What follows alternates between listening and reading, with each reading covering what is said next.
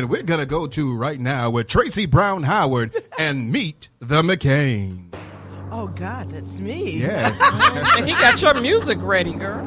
I know, finally on time. All right, yeah, he just cut it off real Wow, Dion is Rick's win, not mine. All No. right. Today on Meet the McCains, we're going to talk about blended families. All right, blended families include children from a previous marriage of the wife, husband, or both partners. So when families blend to create step families, things rarely progress smoothly.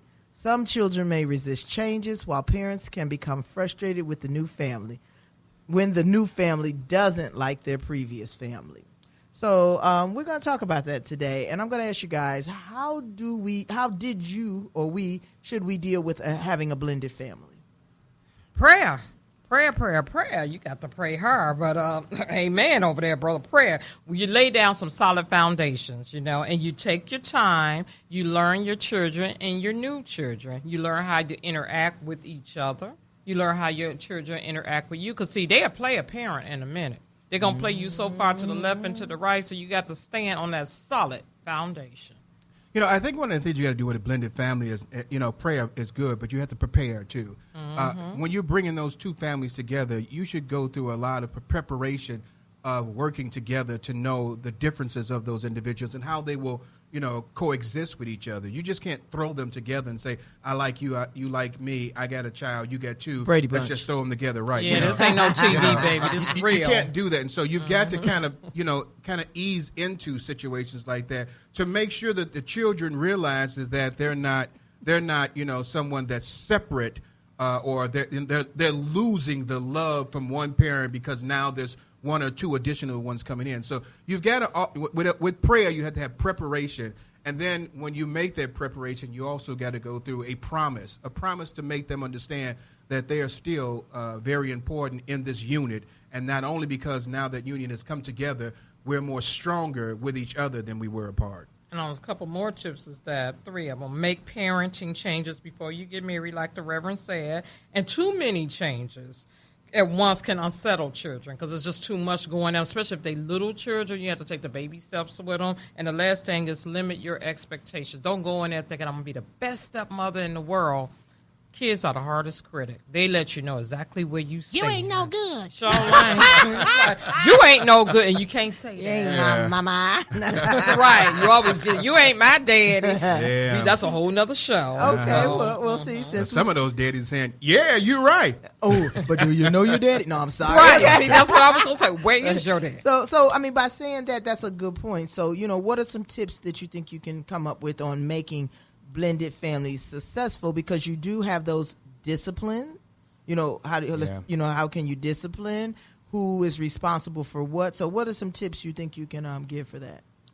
For the parents out there in blended families, set priorities and role building. The husband know his role, and I hate to say the good cop, bad cop parent type of thing, but husband know his role. I used to know my role. You got to learn to be civil in the situation because it's kind of hard. Like we was joking about a child saying, you ain't my mama. It comes up. And you want to say you the adult in the situation. But they make you want to go there with them. So that's what. So you have to be civil and you have to learn to be respectful. That's Betty Shabazz coming out. Yes. Now, yeah. Y'all learn who Betty Shabazz is later on. But go ahead. She got two personalities. Yeah, she's very. I speak the truth. Brenda and Betty. Yeah. So let me just say this. One is that when you get into a situation like that, I would basically say that you've got to make sure that you're not sitting there saying to yourself that I can't do this. You got to be on one accord with each other. Because a lot of times what happens with situations when it comes to discipline, the mother doesn't want this person to whoop that person or discipline that person. And you can't allow the child to see that you're not equally on the same page with each other when it comes to certain things you're going to do. When that child sees that, then it becomes a wedge between, your covenant relationship with each other. So you have to be on one accord. Talk about how you're going to parent. How do you plan on doing that?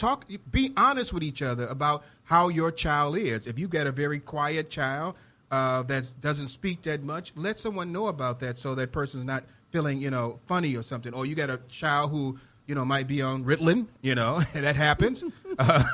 You got to let that person Calm know. down. Don't let that person. We had a person that came in our house just jumping on the couch everywhere. I'm like, okay, what's Standing going on top of my toilet stool. But I'm like, you want to be honest with each other about what you're stepping into. And so when that blended family comes together, you have all the answers or you have all the ideas of what you're going to do.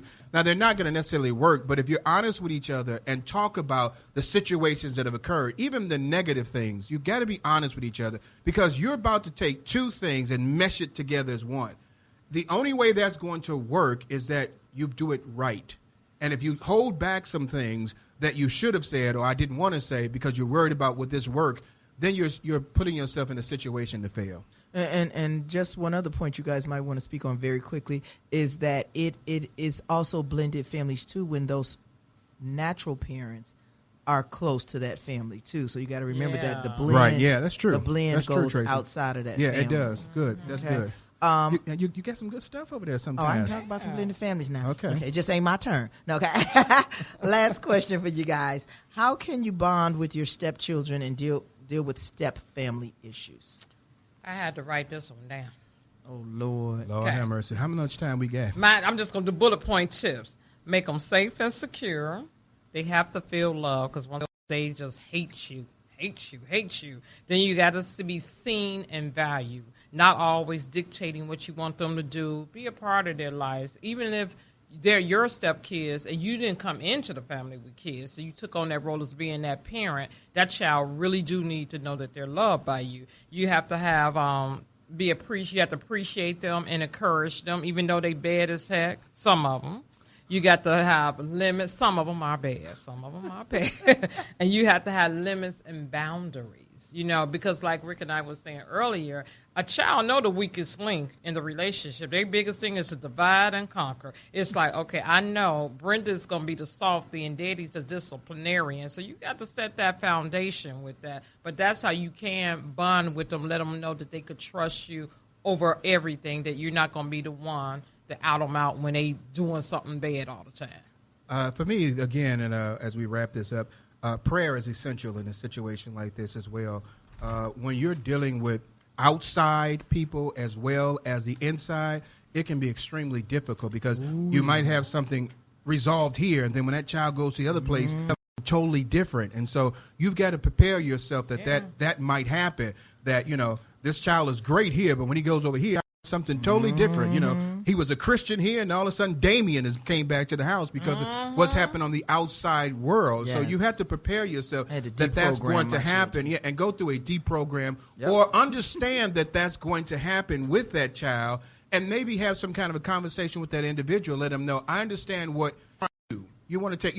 I like what the Obama says, when they go low, we go higher. You go higher and you say, I understand what you're trying to do, but we're trying to have this child fit in the environment that he's in. So please help us with that. And so you've got to go through prayer and understand that there's going to be a lot of difficulties with bringing that family together. But if you have a strong unit and you have that great, strong prayer life, it'll work. All right, guys. Thank you so much. And that's what we going to work on with blended families this week on Meet the McCains. And join us next week again when we have different questions on Meeting the McCains. That's right. Okay. Hey, just before we go on to our next thing, which is Inspiration Corner, which I think you're doing.